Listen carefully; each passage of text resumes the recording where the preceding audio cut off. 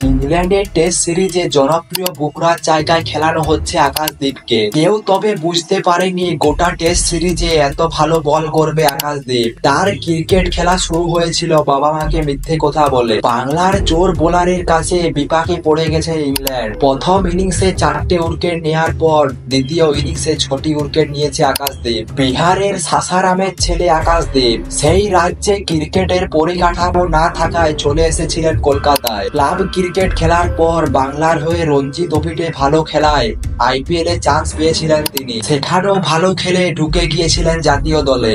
লাল বলে অন্য রূপে আকাশদীপকে দেখা যাচ্ছে ইংল্যান্ড সিরিজে। আকাশদীপ বলেন, যখন আমি ক্রিকেট খেলা শুরু করি তখন বাবা মাকে জানাতাম না। প্রতিযোগিতা খেলতে বেঙ্গালুরু যাওয়ার সময় বাবা মাকে মিথ্যে কথা বলে গিয়েছিলাম। কাজ করতে যাচ্ছি, ক্রিকেট খেলতে যাচ্ছি বলিনি।